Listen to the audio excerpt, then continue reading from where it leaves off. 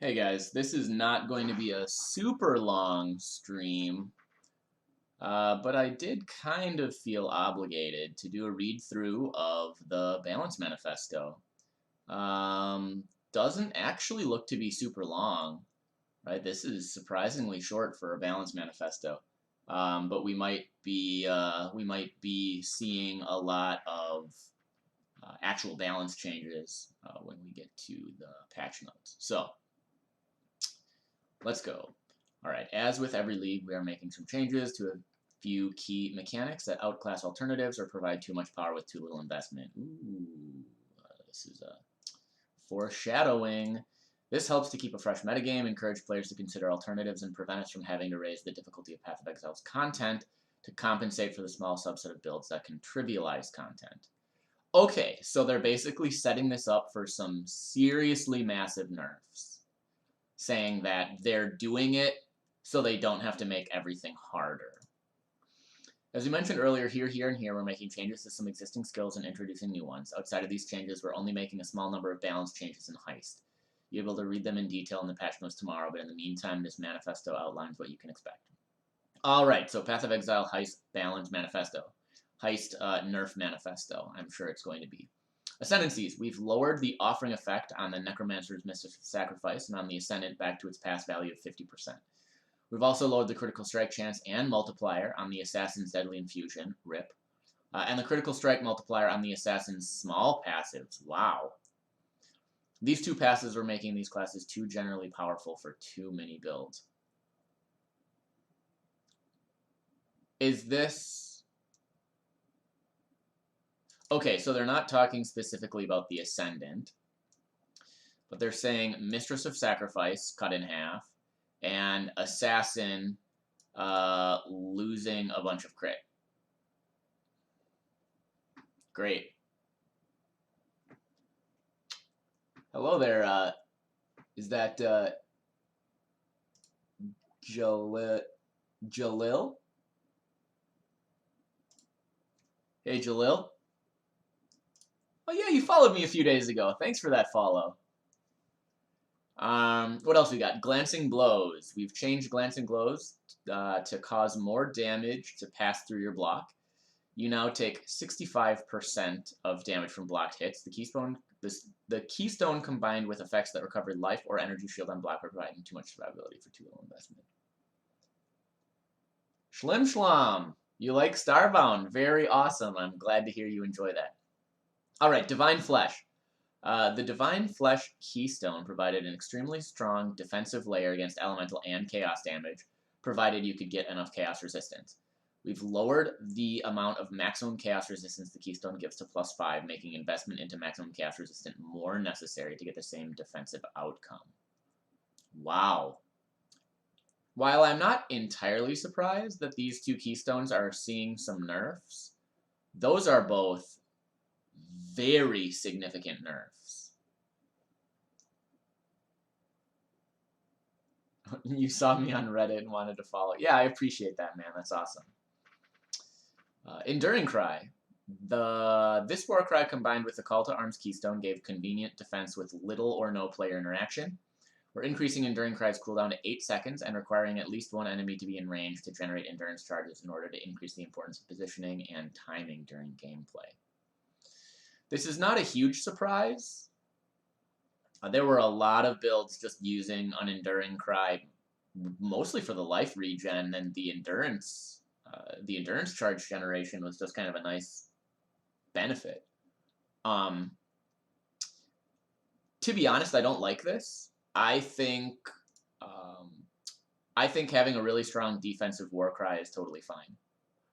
Like, I think this is a little disingenuous. The War Cry gives convenient defense with little or no player interaction. It requires some serious, significant opportunity cost in a gem socket or multiple gem sockets, a hotkey, and honestly, just like finger fatigue. Like, I think a lot of players should still be rewarded for wanting to, play piano when you're playing Path of Exile. I don't really like this change to Enduring Cry, although I understand it. Ball Lightning combined with slower projectiles outclassed the damage of other spells, so it had its damage and area lowered slightly. Yeah, that's true. Didn't they nerf slower proj, like, right when Harvest came out? So they're nerfing it again. Thank you, Schlim Schlam. I'm glad you think I'm a good streamer. That means a lot to me, actually. Spellslinger. Triggering spells with Spellslinger was faster and more convenient than other methods of casting spells while leveling. It now has a longer cooldown, but gains more cooldown recovery as it levels, making it more rewarding to reach higher gem levels. This skill now starts with a reservation override of 30, scaling down to 25 at gem level 20. Unless I am misremembering, Spellslinger was 20% at all levels. And the cooldown was, that I don't remember, 0.8 seconds? Something like that. I think this needed to happen, though. I agree that using Spellslinger to trigger spells was simply, it was a far better use of your time. Redemption Sentry Spectre. This monster variety had superior damage scaling and clear speed combined with most other specters, so we had its damage and life lowered. I don't like that. I still think, well, maybe this is fine. I was gonna say I still think you had to invest a lot in specters, but maybe the floor of Redemption Sentries was just so high that they really wanted to lower the floor. Cluster Jewels. We've made a few numeric tweaks to specific Cluster Jewel notables that provided a little too much power. Again, this time we're only lowering values on Precise Commander, Vicious Bite, and Vengeful Commander, but may make further changes in the future. Wow. Ooh, I like the sound of this. Vitality, Precision, and Clarity. Vitality has always had a value that seemed low compared to the power of other auras with similar mana reservations, which meant it had seen little use outside of enabling powerful Vitality-specific Watcher's Eye modifiers. We've changed the skill to have a flat mana reservation and grant flat life regeneration instead of % life regeneration. It is now available at level 10. Their attribute requirements are now consistent, only requiring their primary attribute, and at 75% the value of standard attribute requirements for skills. Interesting. Okay, so Vitality is probably an actual usable aura now, especially if it's flat life regen. For all of your minions as well. For some of the more low life minions, that could be very, very good. Various powerful Watcher's Eye modifiers for the auras that reserve a flat amount of mana, like Vitality, Precision, Clarity, have had their values lowered to match the low investment required to use these auras. At the same time, we've changed a small number of other specific Watcher's Eye modifiers that were providing large values of recovery rate. This, I'd have to double check what they are. It's probably fine. I think Watcher's Eyes should still be very chase, but having some of them feel effectively mandatory for higher level content was always pretty feels bad. Veil and Purity. These skills have been changed to grant maximum elemental resistance instead of less damage taken. This is mostly to prevent clever use of game mechanics with standard items that could completely prevent taking certain types of damage. Yeah, you'd have to use standard items with like increased aura effect, increased buff effect. I don't know if this is really even feasibly possible. I guess that's redundant. I don't really know if this is even feasible anymore. Ailment effect. We've changed some ailment modifying stats like chill effect, shock effect, chill duration, freeze duration to instead apply to all cold and lightning ailments. Okay. This will allow them to affect the alternate elemental ailments, sap and brittle. This makes me think maybe PoE 2 we're going to see even more expansion of elemental ailments.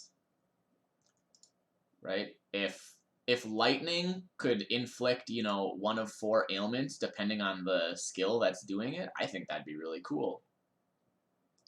Work break is over. You gotta go. Found your enemy fuel hours. Come back again. Thanks for this. You guys with the Chronicon Star. I'm glad you appreciate the game suggestions, man. Like, that's awesome. Thanks for hanging out for a little bit.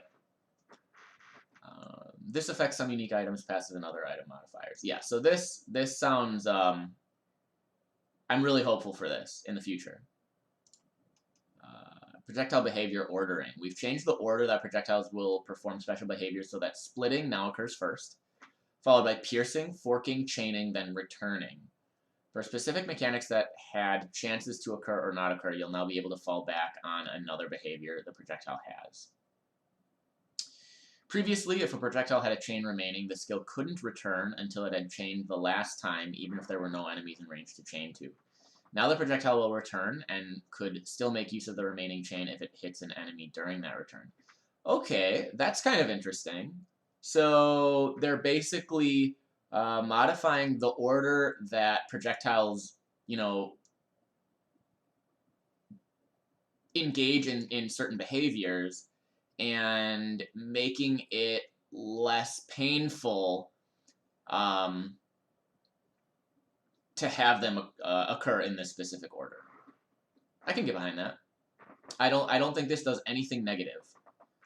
Reduced visibility and stealth. Sources of reduced visibility have been changed to stealth. Previously, reaching 100% reduced visibility would make you unable to be detected by any enemy, while now 100% stealth will have the range that monsters detect you at, while 200% stealth will reduce it to 1/3 of their standard range. Values of stealth have been adjusted to compensate for this. I don't like this. I don't like this at all. I thought it was still impossible now to get 100% reduced visibility.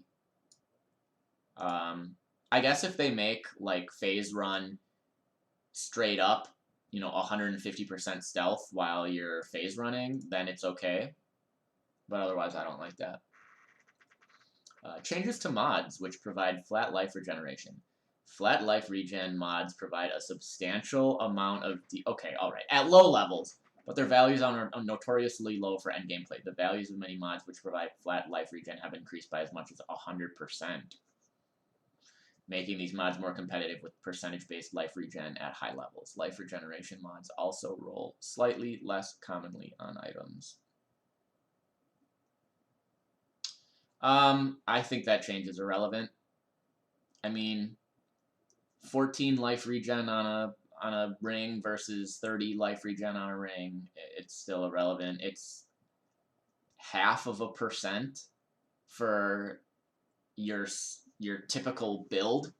That's irrelevant. Changes to the mod tag system. This is good. During Harvest, we added the ability to view the tags on mods on an item by holding Alt with advanced mod descriptions enabled. However, further changes to the mod tagging system were required in order to support displaying tags in the long term. We have standardized existing systems that use mod tags to use the same set of tags, applied a simpler and more consistent philosophy to categorizing which mods should receive a tag, and we've also made a few changes to fossils. The primary goal of these changes is to make the effects of crafting functions that rely on mod tags more clear and predictable. Okay, you got me in the first half. From 3.12 onwards, the tags displayed when holding Alt, which were previously used for fossil and harvest crafting, will also be used by catalysts, the cannot roll attack mods, and cannot roll caster mod metacrafts. The new enchantments available in Heist will also use these tags, as will all future uses of the mod tag system. Mod tags will also be displayed on unique item mods. That is particularly interesting. This is very useful for catalysts. Knowing that, like, the Call of the Brotherhood conversion counts as an elemental mod is a big deal. So, sick. New tags have been added to support this merger. These are Ailment, Attribute, Curse, Damage, Gem, Resistance. Huh.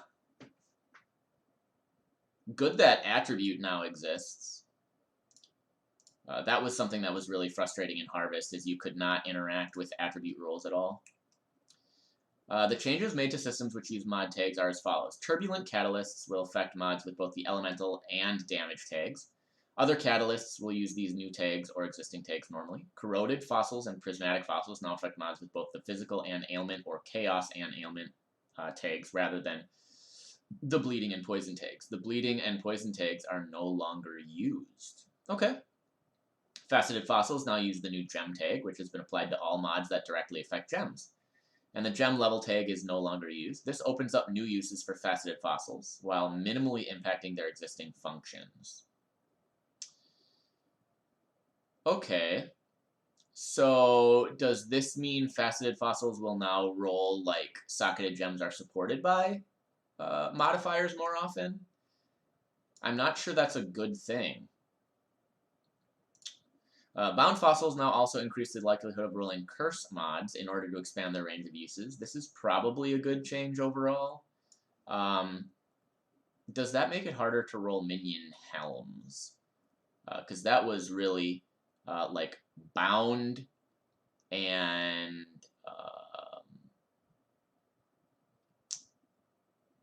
what's the fire fossil? Oh my god, I never use it anymore.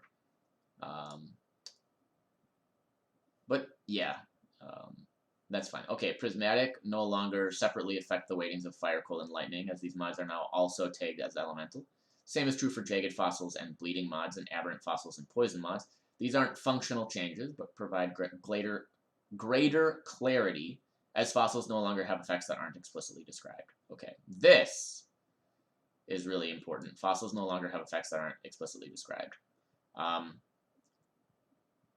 Not that this wasn't true in the past, but the clarity of the tooltips on fossils is a big deal.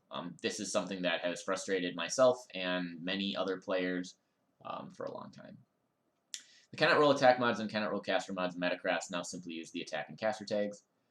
Finally, the rationale used to tag mods has been simplified in all existing mod tags reviewed for consistency, in order to allow players to reasonably infer what tags a mod may have, even without viewing them directly. In summary, tags are now only added to mods which specifically and directly affect the subject of the tag. Some of the main implications of this include conditional mods do not receive tags based on the condition. For example, a mod that grants damage while on full life does not receive the life tag, and a mod that grants attack speed if you have dealt a critical strike recently does not receive the critical tag. A mod that grants a power charge on critical strike would receive the critical tag, since that is directly modifying the effect of the critical strike. Yeah, because a power charge grants crit. Any tag that is necessarily a subset of another tag receives both tags. Currently, this just means that all fire, cold, and lightning mods are now also elemental mods. This isn't a functional change to prismatic fossils. As mentioned above, they used to also apply to fire, cold, and lightning modifiers without explicitly describing this. A related concept is that all bleed-related mods now receive the attack tag as well as the physical and ailment tags, since bleed can only be applied by attacks. That's interesting. So, this means bleed weapons will be a little bit easier to craft, theoretically, because a bleed mod is now physical and ailment and attack, instead of just like whatever it was. Okay, mods granting skills or keyworded buffs do not grant tags matching the stats of those skills or buffs. Previously, it was very inconsistent whether these tags were granted, but a more minimalist approach was chosen in order to prevent many mods which grant buffs from requiring enormous numbers of tags. Mods granting notable or keystone passives do grant tags. It was just attack before. That sounds right, because I don't think bleed was ever considered physical. So maybe this means that it's going to be easier to craft. I don't know. It gives you a lot more options with fossils. Let's put it that way. Where was I? Inconsistent. Mods granting notable or keystone passives do grant tags matching the stat of those passive skills, While this is inconsistent with our approach to buffs and skills, it was judged necessary for the sake of cluster jewels. That's a good point. Cluster jewels need to have their notables and their keystone. Well, keystones not so much because those are only on uniques. But cluster jewels need to have their notables tagged so that you can actually theoretically craft what you're looking for. Thousands of individual changes have been made to mod tags, so to assist with understanding the implications for item crafting, we prepared a full list of the mods that can roll on items and their new tags. Click here to check them out. It must be stressed that most crafting methods are not significantly affected by these changes, but specific methods for crafting items with certain combinations of mods may be impacted, and you will undoubtedly be able to find new methods with a little investigation. Yeah, it is very good for cluster jewels. I don't think it's particularly significant because most cluster jewels, or most notables on cluster jewels already had some sort of tag. However, I think what this means is that they are normalizing the reasoning for those notables getting tags, so it should be overall an increase in clarity, in mechanical clarity, when you're choosing to roll a cluster jewel. I think, yeah, I think that that's definitely true. Had to roll your ice shot bow a ton and hit it a lot with attack rolls. Yeah, I have not tried to do. Actually, when I was trying to do cold bows, I was pretty much using pure frigid fossil, just because you could do hundreds of rolls for, you know, 1 chaos a roll, and that was really awesome. Okay, so let me do something here. I need to get this next. Oh, okay, let's do this. So this is the full list of mods. Unfortunately, it doesn't look like we get to really interact with sorting this at all. We are just given a full dump list of all the mods in the game. That is ugly as sin. Oh, the end is all of our cluster jewels.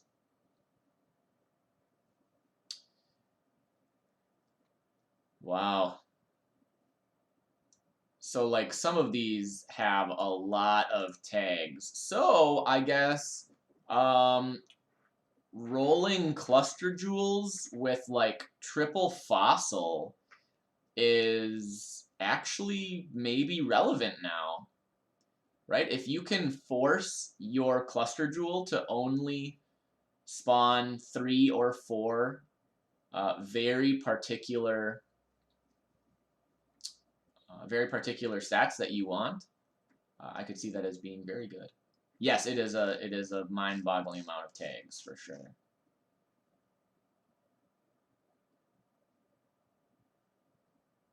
That is very interesting. I don't like that damage is a tag. I guess it doesn't really matter because there's no way to deterministically add damage.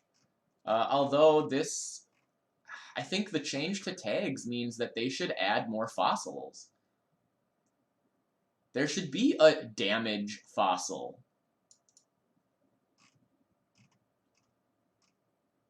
But what do I know?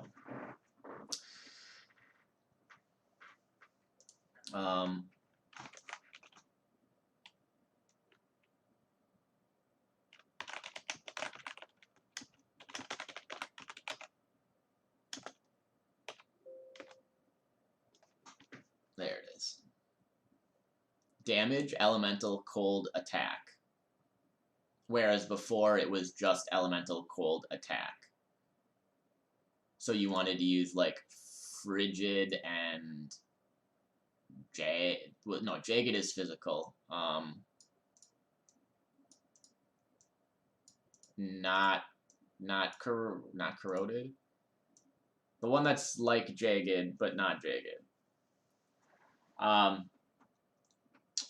Yeah, there are a lot of things going on here. I actually kind of want to see what the life regen rolls are now.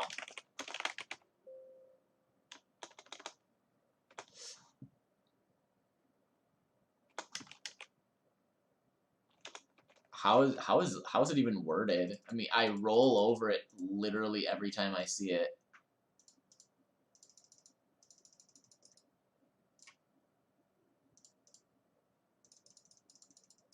And we see a lot of tags. Oh, no, that's not what I wanted to do at all. I need to get back to where I was. Somehow pressing up got me to 500 free things to do on the internet.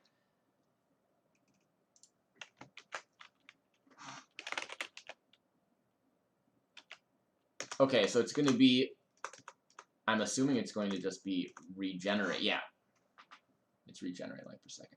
Yep, you're right. Again, I roll over it every time. So, yep, still starts off completely useless, and looks like it generally stays completely useless. I don't know about you, but I don't want to give up a suffix slot at level 86 for what is almost inevitably less than 1% regen. Especially if I can get 1.5. I can get 2% at level 80. I don't know. That just... I still don't think this goes far enough. I think flat regen should probably be removed, along with thorns. Like, literally nobody wants these, and they're part of the reason that dropped items are trash.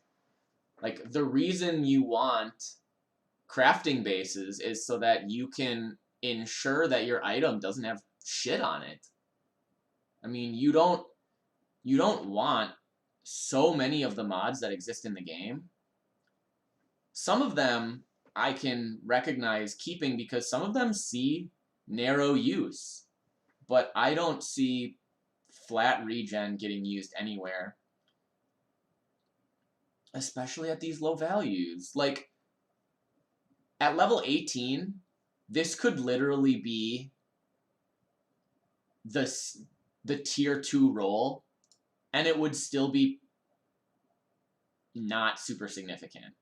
Well, maybe at 18 it would be. Like, level 30, you could probably do 30 or 40 life regen at level 30. And because you're usually level 30 when you are just beating Act 3. Maybe you're a little bit higher than that. So really, a good player is going to have about 1,000 life.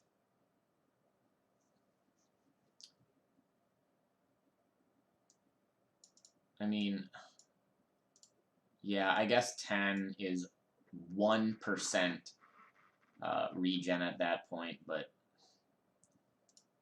even 3% regen is sort of like, it's good, but I don't know. Whatever. That's really nitpicky and complainy.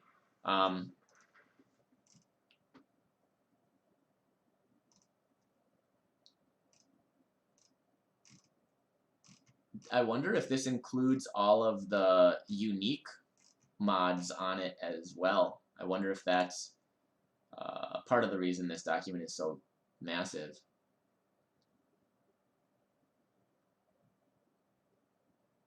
Right? Do we see just straight up unique mods? It doesn't look like it.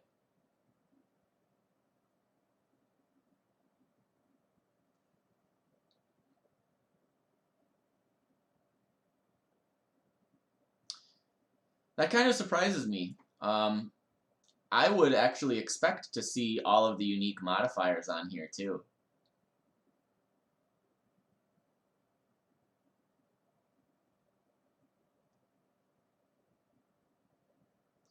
Because if unique mods are also getting tags, they should absolutely show up here. And the only reason I care about the tags is for catalyst purposes. If I could see all the catalyst tags, then that would be relevant here. But anyways, I think we've gone over the Balanced Manifesto. We've looked at the mods. We kind of recognize that stuff. I really don't want this video to get too rambly because it is going to get dumped onto YouTube. So I am going to end it there. Thanks for watching, and I'll see you next time.